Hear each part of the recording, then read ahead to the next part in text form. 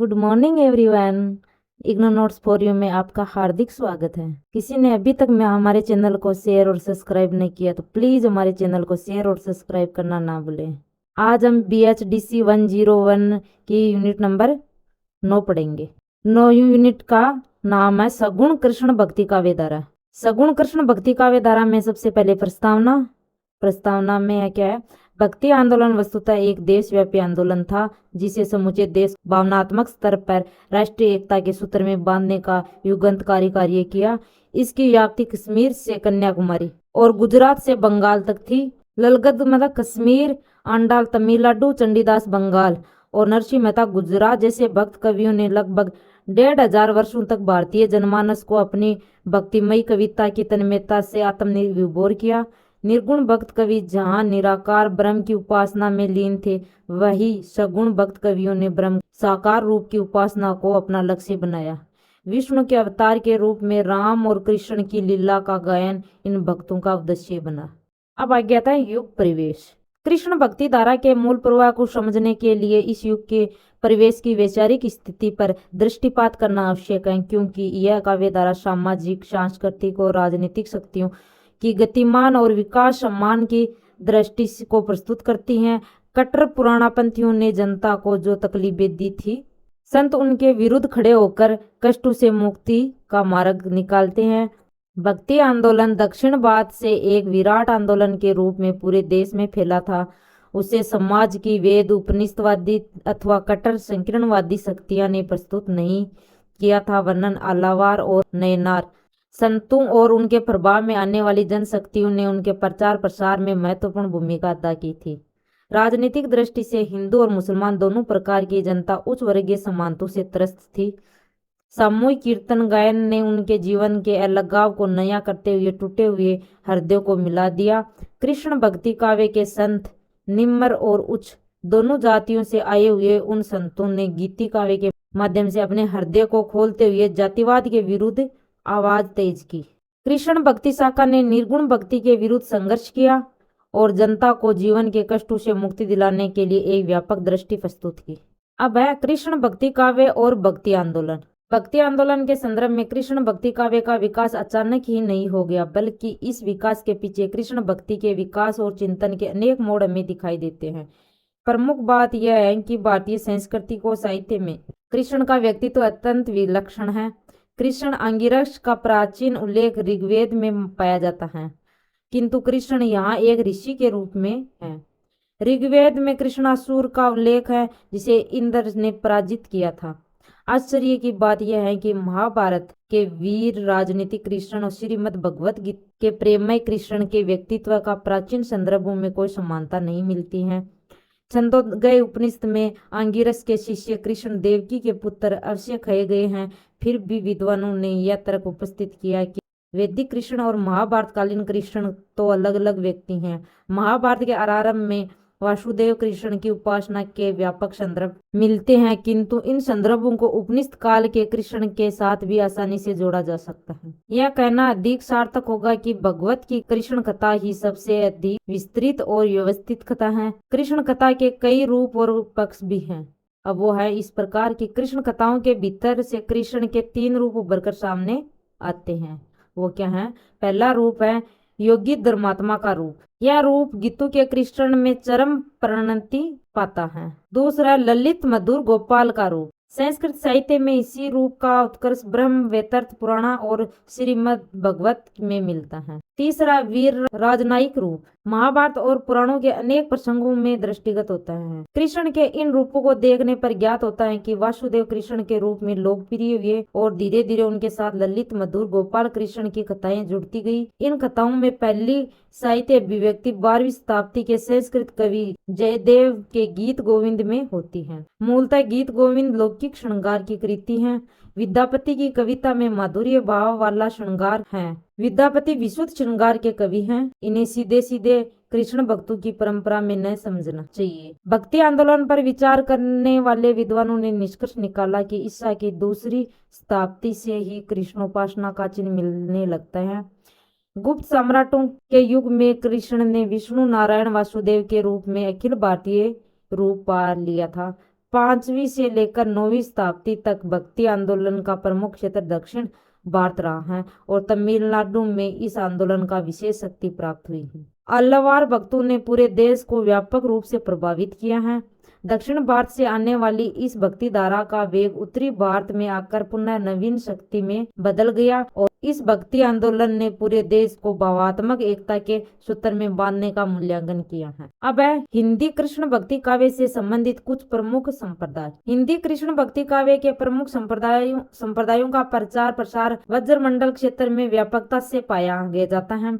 इस संदर्भ में संप्रदाय से अर्थ है विशिष्ट दार्शनिक विचारधारा का प्रतिपादन करने वाले सिद्धांत मत या समूह। संप्रदाय का अर्थ यहाँ वहाँ नहीं, जो वस्तुतः आज प्रचलित है और जो संकुचित सांप्रदायिकता का सूचक है। भक्ति काल में संप्रदाय का अर्थ है किसी विशिष्ट चिंतन परंपरा को विकसित और पोषित करने वाली एक विशेष पद्धति। इस दृष्टि से कृष्ण भक्ति काव्य को समझने के लिए उनके प्रमुख संप्रदायों की चर्चा नीचे की गई। पहला संप्रदाय है वल्लभ संप्रदाय। इसके प्रतिपादक होना वल्लभाचार्य। यह संप्रदाय वल्लभाचार्य द्वारा विक्रम की 16वीं शताब्दी में स्थापित किया गया है। इसकी भक्ति का नाम पुष्टि मार्ग है। इसे कृष्ण के अनुग्रह स्वरूप पर आधारित माना जाता है। इस मत का दार्शनिक सिद्धांत शुद्ध अद्वैत कहलाता है। वल्लभाचार्य ने 4 शिष्य और विठलनाथ के 4 शिष्यों को सम्मिलित करके अष्ट छाप की स्थापना की गई है। इन कवियों के नाम क्रमशः इस प्रकार है। सबसे पहले है क्या कुंभदास, दूसरा है सूरदास, तीसरा कृष्णदास, परमानंदास, गोविंददास, चित स्वामी, नंददास और चतुर्भुजदास। इस संप्रदाय के इष्ट देव श्रीनाथ जी को माना गया है। अब दूसरा है माधव संप्रदाय। इस संप्रदाय के अनुयायी मध्वाचार्य से प्रभावित हुए। यह संप्रदाय भक्ति के आदर्श को निरूपित करता है। इनकी प्रमुख पुस्तक क्या है? भक्ति रत्नावली। तीसरा है विष्णु संप्रदाय। विष्णु स्वामी ने इस संप्रदाय की स्थापना की और विल्लभ मंगल सन्यासी ने कृष्ण कर्णामृत नामक कविता में राधा कृष्ण का यक्ष गायन कर इस मत का विशेष प्रचार किया, किंतु बाद में यह संप्रदाय वल्लभ संप्रदाय में मिल गया। चौथा निम्बारक संप्रदाय। इसके प्रतिपादक है निम्बाकाचार्य। निम्बाकाचार्य ने इस संप्रदाय का विकास हरिव्यास मुनि और श्री भट्ट की प्रसिद्ध रचना से हुआ। पांचवा चैतन्य संप्रदाय। चैतन्य संप्रदाय की स्थापना 16वीं शताब्दी में हुई। चैतन्य ने भगवत पुराणा की भक्ति का आदर्श स्वीकार किया। छठवा है राधा वल्लभ संप्रदाय। इस संप्रदाय की स्थापना 15वीं शताब्दी के हित हरिवंश ने वृंदावन में की। माधव और निम्बारक संप्रदाय ने इस संप्रदाय को विशेष आधार मिला और इसी आधार से हित हरिवंश ने राधा सुधानिधि की रचना कर डाली। आगे आता है 7वां हरिदासी संप्रदाय। इस संप्रदाय की स्थापना स्वामी हरिदास ने की थी और इन्हीं के साथ उनका अंत भी मानना चाहिए। इस संप्रदाय को सखी संप्रदाय भी कहा जाता है। अब 8वां है दत्तात्रेय संप्रदाय। इस मत के अनुयायी दत्तात्रेय को अपने पथ का प्रवर्तक मानते हैं। दत्तात्रेय के रूप 3 सिरों में से युक्त हैं। इनके साथ एक गाय और 4 कुत्ते हैं। दत्तात्रेय कृष्ण के अवतार माने जाते हैं। अब आगे हिंदी कृष्ण भक्ति काव्य परंपरा। कृष्ण भक्ति काव्य की परंपरा को 12वीं शताब्दी के संस्कृत कवि जयदेव ने गीत गोविंद लिखकर विशेष रूप से प्रेरित किया। संस्कृत में राधा कृष्ण संबंधी यह प्रथम रचना है। विद्वानों का अनुमान है कि कवि को इस रचना की प्रेरणा लोकगीतों और लोक कथाओं में मिली होगी। हिंदी में इस रचना का प्रचुर प्रभाव है। अब इसमें सबसे पहले कवि कौन सा? विद्यापति। इस लोक परंपरा को 14वीं-15वीं शताब्दी में विद्यापति ने कृष्ण राधा संबंधी अपने पदों की भावधारा में डाल दिया। हिंदी में कृष्ण काव्य संबंधी गीति काव्य परंपरा के प्रमुख प्रवर्तक कवि विद्यापति ही है। अब है सूरदास, जो 1478 से 1583 ईस्वी में। विद्यापति के बाद हिंदी कृष्ण काव्य के प्रथम बड़े कवि सूरदास हुए हैं। सूरदास की प्रतिभा का विकास पृष्टि मार्ग के प्रवर्तक वल्लभाचार्य का संस्पर्श से हुआ। सूर ने गोपाल कृष्ण के गोकुल, वृंदावन और मथुरा के जीवन से संबंधित संपूर्ण आख्यान को सूर सागर, जो इसकी रचना है, नामक अपनी कृति में प्रस्तुत किया है। सूरदास की भेंट 1510 ईस्वी के आसपास वल्लभाचार्य से हुई और डॉक्टर दीनदयालु गुप्त ने अपनी पुस्तक अष्टछाप और वल्लभ संप्रदाय में सूर रचित 25 ग्रंथों की सूची दी, जिसमें सूर सागर, सूर सारावली, सूर साहित्य लहरी, सूर पचीसी, सूर रामायण आदि प्रकाशित हैं। तो सूरदास की ये रचनाएं हैं। वस्तुतः सूर सागर ही इनकी प्रमुख श्रेष्ठ कृति है। आगे था कुंभदास, जो 1468 से 1583 ईस्वी में। कुंभदास वर्ज में गोवर्धन पर्वत से दूर एक गांव में रहते थे। गृहस्थ होते हुए भी ये अनासक्त भाव से कृष्ण भक्ति में लीन थे। ये कीर्तन गायन में बड़े प्रसिद्ध थे। कुंभदास की सर्वतंत्र रचनाओं का उल्लेख नहीं मिलता। किंवदंती है कि कुंभदास एक बार अकबर के निमंत्रण पर फतेहपुर सीकरी गए थे। वहां बादशाह के आग्रह पर उन्होंने पद सुनाया था, संतन को कहाँ सीकरी सो काम। ये कुंभदास का एक पद सुनाया गया है। भाग्य था परमानंद दास 1493 से 1553 ईस्वी तक। अष्टचाप के प्रमुख कवि परमानंद दास का जन्म कन्नौज के निर्धन ब्राह्मण परिवार में हुआ था। वल्लभाचार्य से दीक्षा लेकर ये बाल लीला के पदों की रचना करते रहे। इनकी रचना परमानंद सागर के नाम से प्रकाशित है। अब आगे था कृष्णदास जो 1495 से 1575 ईस्वी में। यह कृष्णदास अधिकारी के नाम से प्रसिद्ध है। यह दलित जाति के थे और गुजरात के राजनगर राज्य में जन्मे थे। उनकी मातृभाषा क्या थी? गुजराती थी, लेकिन व्रज भाषा पर उनका अच्छा अधिकार था। आगे नंददास 1533 से 1586 ईस्वी तक। अष्टचाप के कवियों में नंददास काव्य सौंदर्य और दार्शनिकता की दृष्टि से सूरदास के बाद सबसे महत्वपूर्ण कवि हैं। ये गोस्वामी विठल दास के शिष्य थे और उनको तुलसीदास के चचेरे भाई भी माना जाता था। इनका जन्म सोरू में हुआ तथा काशी में इन्होंने शास्त्र का अध्ययन किया। भंवर गीत उसकी अत्यंत प्रसिद्ध रचना है। नंददास की प्रसिद्ध रचना कौन सी थी? भंवर गीत। अब आ गया था गोविंद स्वामी। गोविंद स्वामी 1505 से 1585 ईस्वी तक। गोविंद स्वामी का जन्म भरतपुर राज्य के एक गांव में हुआ था। ये गृहस्थ थे। वैराग्य होने पर ब्रजमंडल में आ गए। संगीत शास्त्र का इन्हें अच्छा ज्ञान था और ये भक्तों को पद गायन सिखाते थे। 1535 में गोविंद स्वामी विठलनाथ से पुष्टि मार्ग की दीक्षा लेकर अष्टचाप में सम्मिलित हो गए। अब है चित स्वामी जो 1500 से 1585 ईस्वी। यह मथुरा के चतुर्वेदी ब्राह्मण थे और बीरबल के पुरोहित थे। पुष्टि मार्ग में दीक्षित होकर अष्टचाप में सम्मिलित हो उन्होंने संगीत में अपने आप को समर्पित कर दिया। कीर्तन के लिए उन्होंने 200 पदों की रचना की। अब है चतुर्भुज दास जो 1540 से 1585 ईस्वी तक। यह कुंभदास के सबसे छोटे पुत्र माने गए हैं। खेती बाड़ी करते थे और भजन कीर्तन के समय बिताते थे। पिता ने इन्हें गायन विद्या और पुष्टि मार्ग की दीक्षा दिलाई। उनके पदों का संग्रह चतुर्भुज कीर्तन संग्रह के नाम से प्रकाशित है। आगे श्री भट्ट कृष्ण की ललित लीलाओं का वर्णन करने वाले मधुर भाव के कवि हैं। इनका संबंध निम्बार्क संप्रदाय से है। इनकी रचना युगल शतक है, बहुत प्रसिद्ध रचना हुई है। आगे मीराबाई जो 1504 से 1558 ईस्वी तक। इसका जन्म राजस्थान के राव रतन सिंह के घर में हुआ था। इनका विवाह चित्तौड़ के राणा सांगा के बड़े पुत्र भोजराज से 1516 ईस्वी में हुआ। दुर्भाग्यवश विवाह के 7 वर्ष के बाद मीरा विधवा हो गई। भोजराज की मृत्यु हो गई और जीवन भर संघर्ष झेलती रही।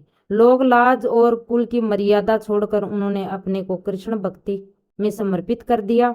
इनकी रचनाओं का प्रमाणिक संकलन मीराबाई की पदावली के नाम से प्रकाशित है। अब आ गया रसकान। रसकान के जन्म, शिक्षा, दीक्षा, निर्धन आदि का प्रमाणिक साक्ष्य उपलब्ध नहीं है, किंतु रसकान रचित प्रेम वाटिका के आधार पर कहा जाता है कि ये हुमायूं के समय ये मौजूद थे और उसका असली नाम क्या था? इब्राहिम खां। ये दिल्ली छोड़कर गोवर्धन धाम चले गए थे। इनके 4 रचनाएं प्रसिद्ध है: सुजान रसकान, प्रेम वाटिका, दान लीला और अष्टयाम। और उनकी रचनाओं में वर्ज भाषा कविता के रस सौंदर्य झलक पड़ता है। कृष्ण भक्ति काव्य की जो परंपराएं भक्ति काल से शुरू हुई थी वह धीरे धीरे रीतिकाल श्रृंगारी काव्य में परिणित होती गई। रीतिकाल के बाद आधुनिक काल में भी कृष्ण काव्य का सर्जन हुआ और युगीन परिस्थितियों ने दृष्टिकोण में बदलाव पैदा किया। अब है कृष्ण भक्ति काव्य में कृष्ण और राधा के स्वरूप। कृष्ण और राधा का स्वरूप का विकास अनेक भावधाराओं का सहयोग से हुआ है। कृष्ण के साथ गाय चारावाय, खेती और किसानों की कथाएं देखकर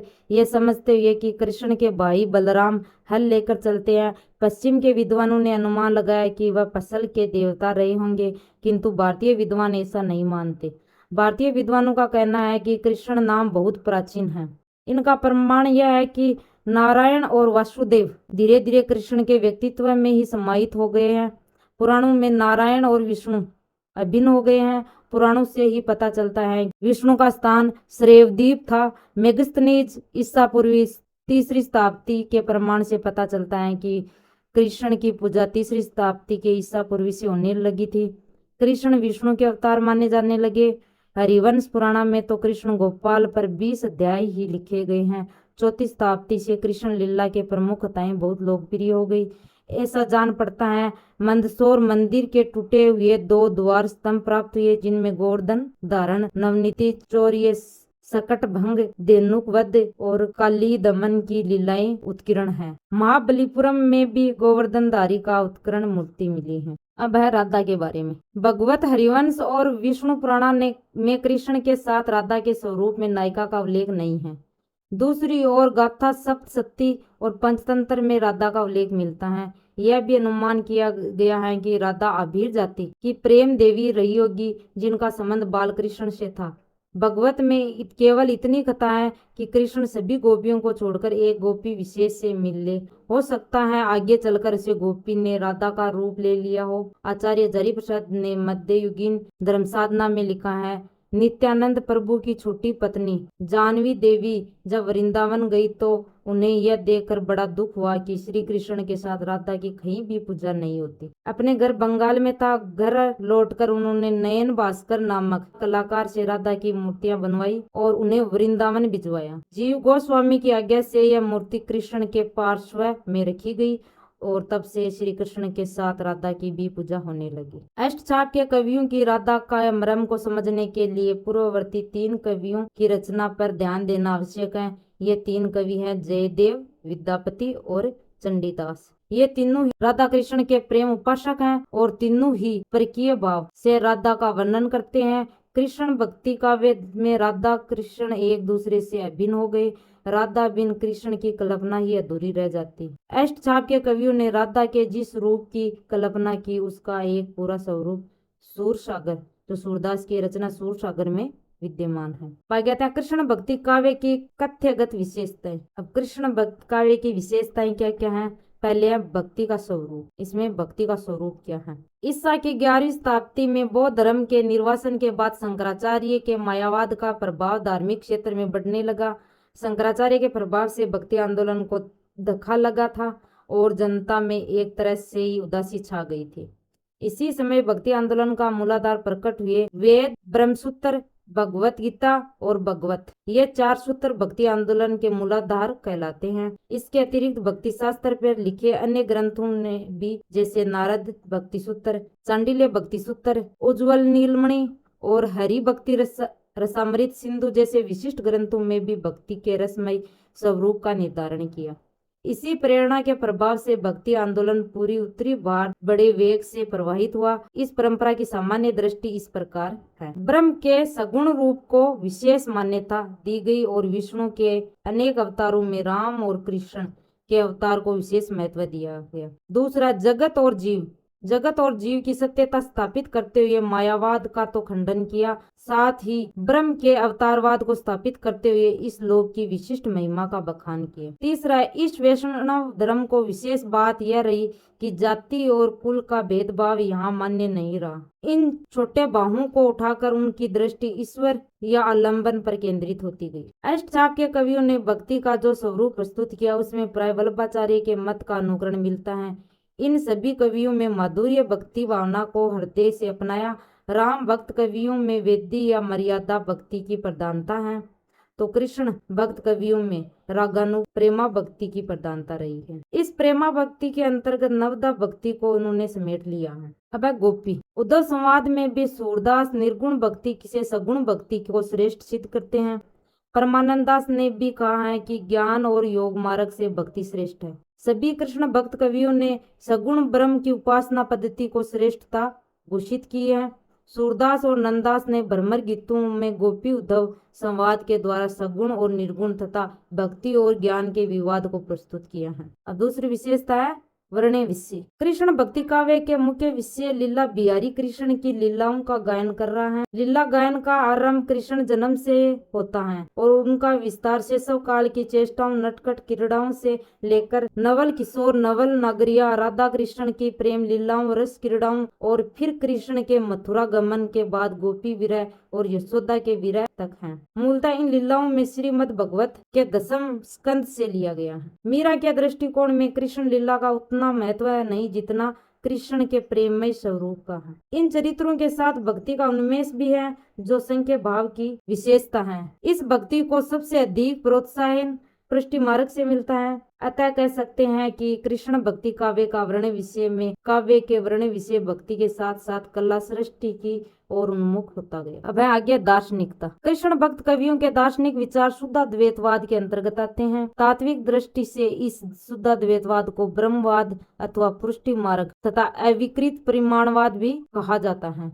शुद्धाद्वैतवाद में शुद्ध का अर्थ है माया के संबंध से रहित। इस सिद्धांत के अनुसार माया से संबंध रहित ब्रह्म ही जगत का कारण और कार्य है। यहाँ ब्रह्मवाद का अर्थ है सब कुछ शुद्ध ब्रह्म का है, जीव ब्रह्म है और जगत ही ब्रह्म का रूप है और इसी से तीनों सत्य हैं। यहाँ अविकृत प्रमाणवाद का अर्थ है कि जगत ब्रह्म का विकास रहित प्रमाण है। अब क्या है, वल्लभाचार्य के 3 मार्गों की चर्चा की गई है। पहला है मर्यादा मार्ग। वेद शास्त्रों के बताए हुए पुष्टि मार्ग को ही मर्यादा मार्ग कहते हैं। दूसरा है प्रवाह मार्ग। प्रवाह मार्ग में लौकिक कर्म काम्य होते हैं और इस मार्ग से जीवन की मुक्ति नहीं होती। तीसरा है पुष्टि मार्ग। पुष्टि मार्ग भगवान के अनुग्रह अथवा पुष्टि का मार्ग है। इस मार्ग के अनुयायियों का मुख्य साध्य भगवान का प्रेम प्राप्त करना है। यह मार्ग भक्तों के लिए सर्वश्रेष्ठ माना जाता है। अब कृष्ण भक्ति काव्य के दार्शनिक सिद्धांतों का संक्षिप्त चर्चा यहाँ अपेक्षित है। पहला है ब्रह्म। तत्वदीप निबंध के आधार पर वल्लभाचार्य ने ब्रह्म का बोध करवाते हुए कहा है कि ब्रह्म सच्चित और अनंत स्वरूप है। वह व्यापक, नाश रहित और सर्वशक्तिमान है, स्वतंत्र और सर्वज्ञ है। इस ब्रह्म को उन्होंने पुरुषोत्तम भी कहा है। यह ब्रह्म संपूर्ण विरुद्ध धर्मों का आश्रय है, निर्गुण होते हुए भी सगुण है। ध्यान से यह ब्रह्म गोचर हो जाता है। यह ब्रह्म ही जगत का करता है। अब आ गया जीव। तत्वदीप निबंध में श्री वल्लभाचार्य ने यह संकेत दिया कि एक से अनेक हो जाने की इच्छा से ब्रह्म ने अपना विस्तार किया। इसी इच्छा के अक्सर ब्रह्मभूत अंश रूप अनेक जीवों की उत्पत्ति हुई। जैसे अग्नि के चिंगारी से निकलती है, उसी तरह सच्चिदानंद अक्सर ब्रह्म के चित्त अंश से अनेक जीव निकलते हैं। इस प्रकार जीव अंश है और परमात्मा अंशी है। अब आ गया था जगत। जगत की उत्पत्ति के विषय में वल्लभ ने अणुभाष्य में अपने विचार प्रकट किए हैं। अक्सर ब्रह्म पूर्ण पुरुषोत्तम की इच्छा अनुसार अग्नि की चिंगारी के समान उसके चित्त अंश से जीव और सत अंश से जगत की उत्पत्ति हुई है। ब्रह्म की इच्छा इस संपूर्ण सृष्टि के प्रपंच का कारण है। इस अनेक रूपता में शुद्ध सार रहता है। वह ब्रह्म के अंश होने के कारण सत्य है और अपनी आदि अवस्था में ब्रह्म से अभिन्न है। इसलिए इस मत को शुद्धाद्वैत मत भी कहते हैं। इसके अनुसार ब्रह्म कारण है और जगत कार्य है। अब आ गया मोक्ष। संसार के बंधनों से छूटकर आनंद प्राप्त करने की अवस्था वैष्णव दर्शन के अनुसार मुक्ति की अवस्था है। वल्लभ संप्रदाय में दुख से छूटकर नित्यानंद की प्राप्ति ही मोक्ष माना गया है। इस पुष्टि मार्ग में भक्ति के प्रकार और भगवान की इच्छा के अनुसार भक्त जीव की मुक्ति का आनंद मिलता है। ज्ञान से जो भक्त शुद्धाद्वैत प्राप्त करता है और वह फिर इस संसार में नहीं आता। विद्या माया से ही जीव मुक्त होता है। पुष्टि मार्ग के अनुसार सालोक्य, सामीप्य, सारूप्य और सायुज्य नामक 4 प्रकार की मुक्तियों का संकेत किया गया। अब आ गया रस। कृष्ण भक्त कवियों ने प्रमुख रूप से वात्सल्य और श्रृंगार रस को प्रस्तुत किया है, किंतु ये कवि काव्य शास्त्र में गिनाए गए भावों और अनुभवों तक बंद कर नहीं चलते। प्राय इन कवियों में ने दाम्पत्य रत्ती, ईश्वर विषयक रत्ती और वात्सल्य रत्ती को रस कोटि तक पहुंचाया। ईश्वर के शील, शक्ति और सौंदर्य रूपों में भी इन कवियों ने का मन सौंदर्य रूप में ही विशेष रूप से रमा है। फलतः इन्होंने बाल्य और यौवन की झांकियां मनोयोग से चित्रित की हैं।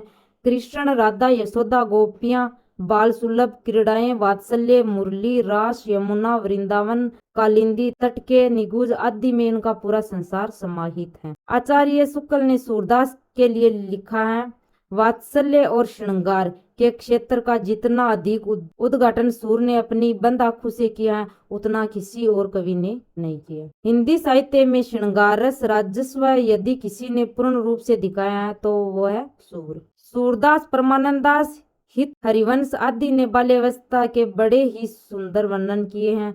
माखन खाते कृष्ण का एक बिंब लिखा है, वो क्या है, खिज्जत जात माखन खात, अरुण लोचन बोए टेढ़ी बार बार रंबात। इसमें क्या वात्सल्य के दोनों पक्षों सहयोग और वियोग का चित्रण इन कवियों ने किया है। अब श्रृंगार रस, श्रृंगार वर्णन। श्रृंगार रस के दोनों पक्ष संयोग और वियोग श्रृंगार का वर्णन कृष्ण भक्त कवियों ने किया है। संयोग श्रृंगार लीलाओं का वर्णन बाल क्रीड़ाओं, माखन चोरी, गोदोहन आदि के साथ साथ चलता है। कृष्ण के वियोग के विस्तार न केवल गोपियों पर है बल्कि जड़ और चेतन सभी उससे व्यवस्थित हैं। कृष्ण के वज्र से चलते ही वज्र युवतियां चित्रलिखी सी रह जाती हैं। कृष्ण काव्य वात्सल्य और श्रृंगार से पाठक को रसमगन करता है, किंतु इन दोनों रसों के बीच हास्य, करुणा और वीर, भयानक आदि रस बराबर आते रहते हैं। माखन चोरी लीला से हास्य रस का एक उदाहरण और है, वो है कृष्ण का मैया मोरी में नहीं माखन खायो, मुख दही पची बुद्धि इक किन्ही दोनों पीठ छुपायो, डारी सांटी मुस्कुराई यशोदा श्याम मई कंठ लगायो। इसमें कौन सा करुणा है, रौद्र है, वीर है, भयानक है, अद्भुत है, शांत आदि रस इस काव्य के प्रसंग में विशेष आ गए हैं। अब है प्रकृति सौंदर्य। प्रकृति सौंदर्य कैसा है? प्रकृति सौंदर्य की संवेदना को इन कवियों ने संगन अनुभूतियों से व्यक्त की है। प्रकृति और मानव का अनादि साहचर्य इस काव्य की प्रमुख विशेषता कही जा सकती है। प्रकृति के साथ मनुष्य अपने रागात्मक संबंध का विस्तार करता हुआ अनेक रूपात्मक क्षेत्रों में प्रवेश करता है। संयोग और वियोग के क्षणों में इन कवियों को प्रकृति उद्दीपित करती है। कृष्ण व्रजभूमि में ही अवतरित होते हैं और उनका पूरा व्यक्तित्व प्रकृति की गोद में विकसित होता है। बाल लीलाओं से लेकर लोक मंगलकारी कार्यों की कर्म भूमि प्रकृति ही है। राधा और कृष्ण के मिलन का दृश्य यमुना की आंखों में घूमता रहता है। अब आगे है कृष्ण भक्ति काव्य की शिल्पगत विशेषताएं। पहला, काव्य रूप। हिंदी कृष्ण काव्य में प्राय मुक्तक काव्य की प्रधानता मिली है। अपवाद रूप में कभी कभार प्रबंध काव्य के भी दर्शन होते हैं, जैसे नंददास के भंवर गीत। मूलतः इन कवियों की प्रवृत्ति मुक्तक की ओर अधिक झुकने के कारण इस काव्य में गेय पद परंपरा का विस्तार हुआ। अधिकांश कृष्ण भक्त कवि संगीत के गहरे जानकार थे, इसलिए संगीत के अनेक राग रगिनियां ने मौलिक रूपों में यहाँ स्थान पाया। यह भी सत्य है कि लीलाओं की तन्मयता ने भी हृदय के सभी बंधनों तोड़कर आत्मा अभिव्यक्ति की है। इन आत्मा व्यक्ति की प्रधानता के कारण ही आचार्य हजारी प्रसाद द्विवेदी सूर सागर को गीतात्मक महाकाव्य कहते हैं। फिर इन कवियों ने भी लीला और गान दोनों को मिलाकर ही आगे बढ़ने में अपनी रुचि दिखाई। अब आगे दूसरा, काव्य भाषा। व्रज भाषा को साहित्यिक भाषा बनाने में सूरदास का नाम अग्रगण्य है। आचार्य शुक्ल के ने ध्यान दिलाया है सूर सागर किसी चली आती हुई साहित्यिक परंपरा का परिणाम दिखाई देता है, चाहे वह परंपरा मुख्य की ही क्यों न रही हो। धीरे धीरे व्रज भाषा का काव्य भाषा के रूप में इन कवियों ने ऐसा विकास और परिष्कार किया। कृष्ण काव्य के ऊपर व्रज भाषा का एक छत्र अधिकार हो गया। कृष्ण भक्त कवियों की व्रज भाषा का शब्द भंडार अत्यंत विस्तृत है। संस्कृत, अभ्रंश, गुजराती और राजस्थानी, अवधी, कन्नौज, खड़ी बोली के शब्दों के अतिरिक्त अरबी फारसी शब्दों का प्रयोग भी इन्होंने किया है। संस्कृत के अर्थ तत्सम और तद्भव शब्दों को अपनाने में इन कवियों की विशेष रुचि रही है। मीरा की व्रज भाषा में राजस्थानी और गुजराती की तमक है, तो नंददास की काव्य भाषा में तो शब्द के अतिरिक्त सौंदर्य को पकड़ने की शक्ति है। अष्टछाप के कवियों ने व्रज भाषा को इतना संगीतात्मकता और कलात्मक बना दिया कि उनका सौंदर्य रीतिकाल के कवियों को लगातार अपनी ओर खींचता रहा। अब है प्रतीक और बिंब। व्रज भाषा ने काव्य भाषा के रूप में अपनी शक्तियों के विकास के लिए एक और अनुभूति को मूर्त रूप में प्रस्तुत करने के लिए बिंबों और प्रतीकों का कलात्मक ढंग से विकास किया। एक प्रकार से यह प्रतीकों से भरी हुई भाषा है। नाम प्रतीक, स्थान प्रतीक, दार्शनिक, धार्मिक, सांस्कृतिक प्रतीक, उत्सव पूजा से संबंधित प्रतीक, मिथकों से जुड़ी हुई प्रतीकात्मक कथाएं इस काव्य में भरी पड़ी है। कृष्ण पूर्णावतार परम ब्रह्म का प्रतीक है, तो राधा आह्लादिनी शक्ति और श्री शोभा का प्रतीक, गोपियां जीव का प्रतीक है। मुरली ब्रह्म की नाद शक्ति का प्रतीक है, तो व्रज कृष्ण का व्रजन यात्रा। व्रज का अर्थ है जो लगातार चलता है। जिस स्थान पर नित्य गायें चरती हैं उस स्थान को व्रज कहते हैं। यह व्रज गोलोक का भी प्रतीक है। स्त्रियां यदि पुरुष की बराबरी में कहीं खड़ी हैं तो वह रासलीला में ही है। गोवर्धन टीला कृष्ण विजय की मिथक गाथा का प्रतीक है। 84 कोस का व्रज मंडल शरीर का प्रतीक है। मनुष्य मन के भीतर ही व्रज है। वृंदावन गोलोक है, मथुरा है, राधा है, मुरली है, माधव है।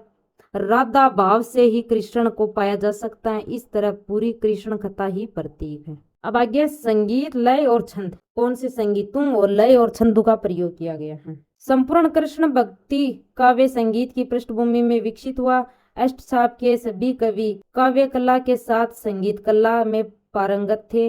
इस तरह की किंवदंतियां मिलती हैं कि स्वयं सम्राट अकबर सूरदास का गायन सुनने के लिए वेश बदलकर जाया करते थे। कुंभदास के बारे में प्रसिद्ध है कि वे विशेष आग्रह पर संगीत आयोजन में भाग लेने के लिए फतेहपुर सीकरी आए थे। गोविंद स्वामी के लिए प्रसिद्ध है कि तानसेन उनसे संगीत सीखने आते थे।